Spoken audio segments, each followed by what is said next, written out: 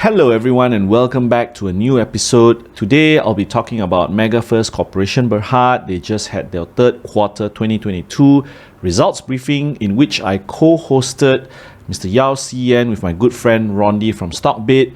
And for those of you who didn't manage to attend the briefing live, there was no recording of it.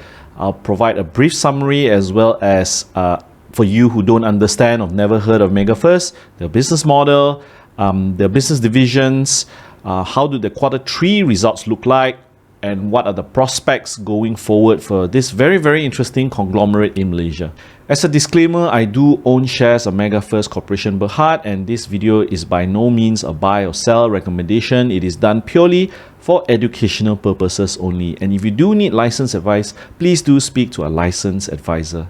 So what is Mega First Corporation Berhad? It consists of 5 main business units or divisions, with the largest being their renewable energy division.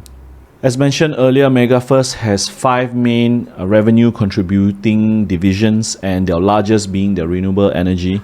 As you can see in the financial year end 2021, their renewable energy revenues was 533 million, followed by investment holdings and other revenue 368.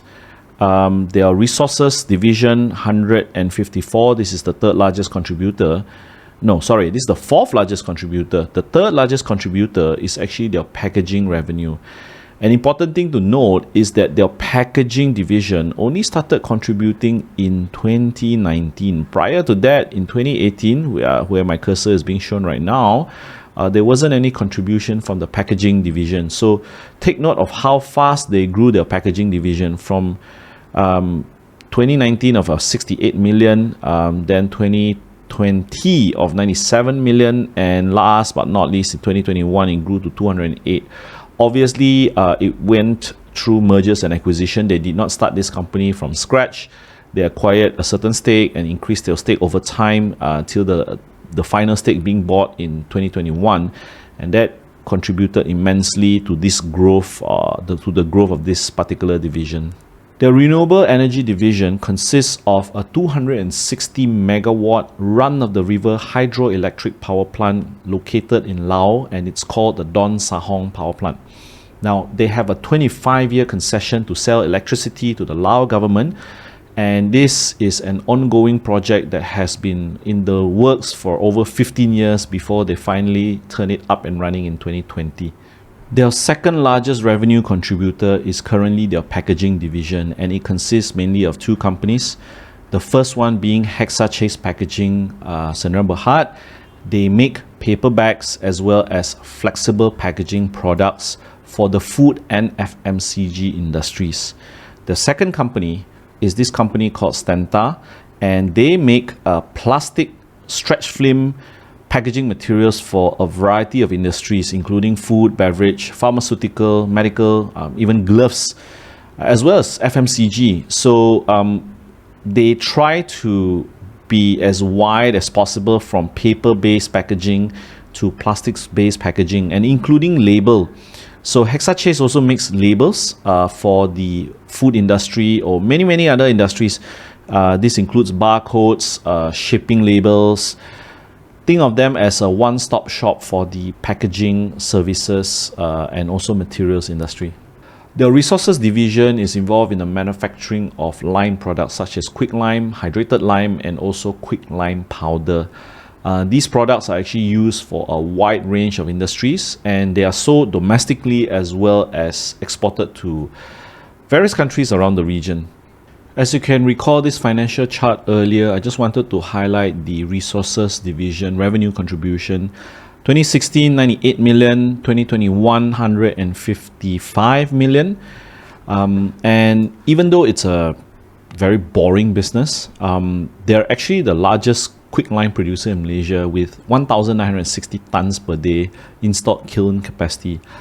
Their reserves actually can last more than 100 years. And it's interesting because of the wide-ranging applications for limestone. Even though it may be boring, but there's no available substitute for limestone today, especially in the construction industry. In 2021, sales volume approximately 440,000 tons.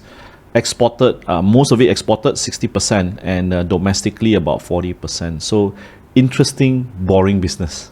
So Mega First has also a property development arm or division, but I wouldn't focus too much into it today because their revenue contribution has just been dwindling. 18 million, almost 19 million in 2016, then 9 million in 2017.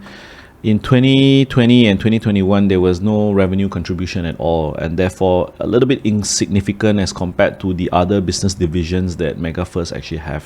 While Berkshire Hathaway uses its insurance float to purchase subsidiaries and investments, Mega First Corporation uses the float from the Don Sahong power plant to actually finance its investments and purchases of other businesses.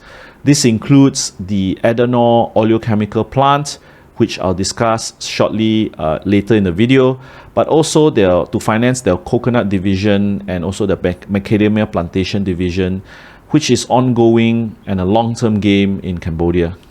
Now I'm going to talk about a JV using it as a case study on why I admire Mega First Corporation's management team, because it's a classic example of how Mega First would actually inject capital as well as people, the right people, into a business and turn it around, or buy a very well-run business, something like Stanta or Hexa Chase, make it a little bit more operational efficient and scale it up, and boom, that's where you're going to get the results a few years down the road. The same for DNO, in which they have a major stake, but in this case I want to focus on Adenor Technologies, in which they updated during the third quarter briefing. So a little bit of background for some of you who may not know. Adenor Technology is actually a 50-50 joint venture between MFCB and 9M Technologies in Berhad.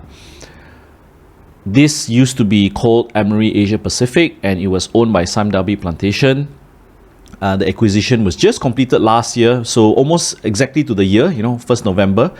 Initial purchase price of 38 million, subsequently adjusted down to about 12.6 million post EY review. So that was the final purchase price, from a certain, I think they brought it down more than half, right, of the purchase price.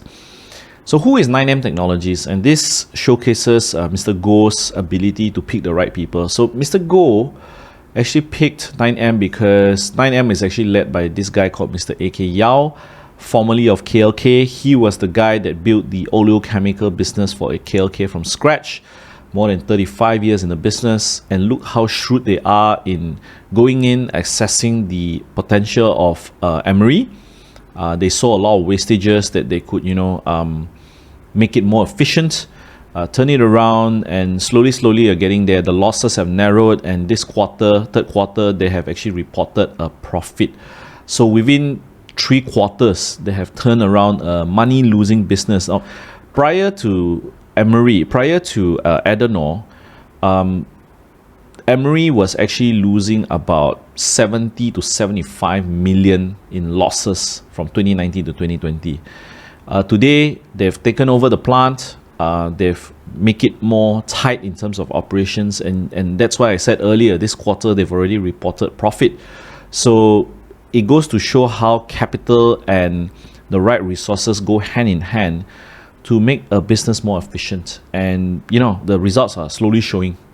Now I'm going to focus on the ratios and how good of capital allocators the Mega First team actually is. So I want you to take notice on the blue column. In 2016, this actually represents a return on capital. 2016 was 9.7, all right? And this was in the midst of when Don Sahong was still under construction. There was still a lot of costs involved, capex involved to actually build the 4 turbines in Don Sahong. And as you move progressively towards 2020, when completion was almost completed, you can see that the return on capital actually jumped to 14%. And going forward, 2021, it was 12%, okay? The second thing is this. Look at the gross profit margin in 2016, 25%. The moment Don Sahong was completed, nearing completion, it jumped to 58% because that's where cash flow started coming in. Construction costs went down. Construction profits was actually realized as well. And you can see going forward, gross margins were very, very high. So this is also a showcase of how well capital allocators actually progressively build future businesses. In the beginning, it was painful, gross margins of 25%. And all of a sudden, once projects are complete, this is, remember I said earlier, a 15-year project, the kind of patience, the kind of capital controls and cost controls that the Mega First team had to endure.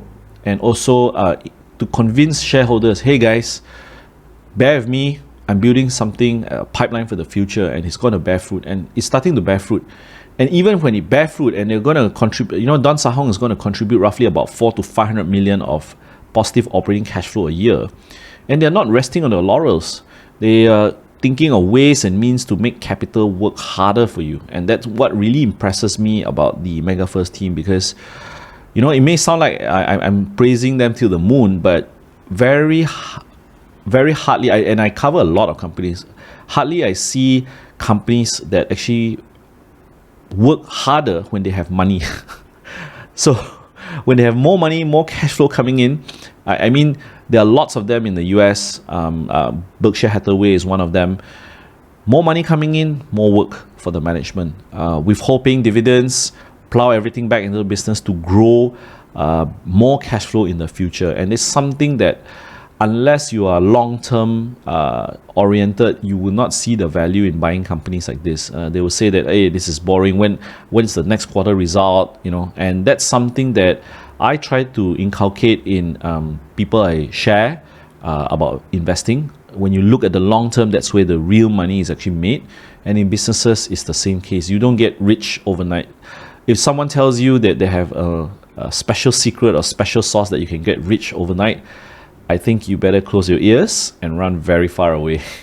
So I've been singing praises about Mega First. I'm going to put on the devil's advocate hat now and give you what I think are the risks, including for myself as an investor in this company.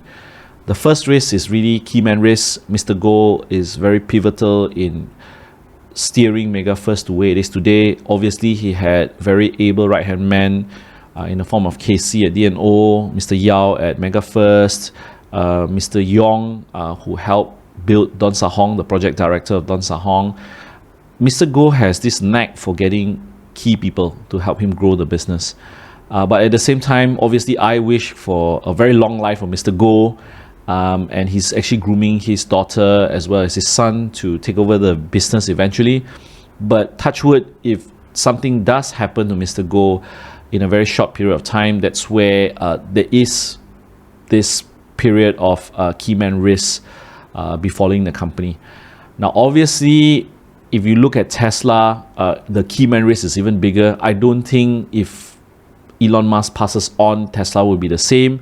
But I think by Mega First's structure, by having many layers of individual business owners reporting out to Mr. Goh and running those businesses in quite a lot of autonomy, I think that's a way of mitigating this risk.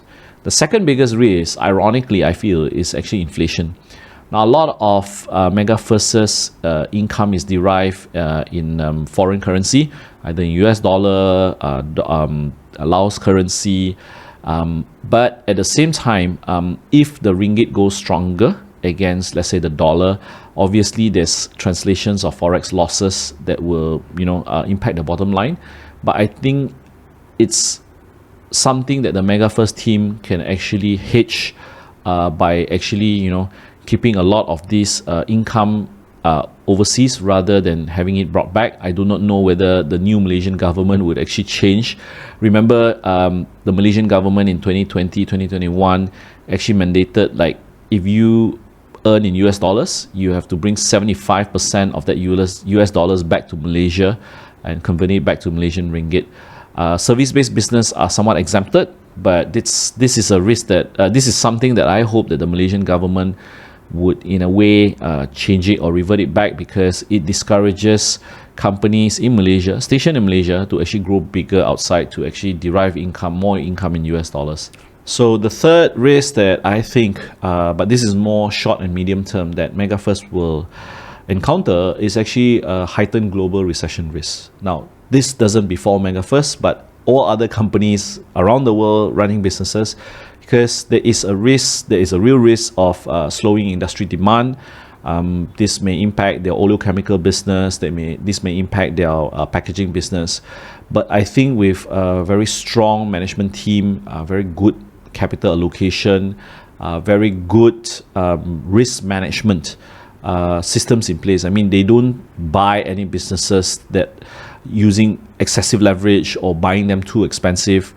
I think Mega First can ride this wave, and also once the economic downturn has turned and normalized and start growing again, I think they are definitely well positioned to ride that bull.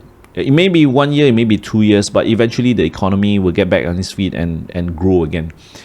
So I hope you have derived value from this very concise video showcasing how good of capital allocators Mega First is, their business model, what are the risks involved, and more importantly, how do you access management. I've showcased 2 case studies of different businesses they bought, turn it around by putting the right capital allocators, the right business owners there, and incentivize them well enough. So if this video has brought value to you, please subscribe to the channel, give this video a like, and if you want more videos like this, please let me know in the comment section. Or if you think that you want a different format, or you want something even more concise, do let me know as well, because if I start talking about businesses, I could just go on and on. But again, you viewers, let me know in the comments. Would love to hear your interactions, and I'll see you in the next video.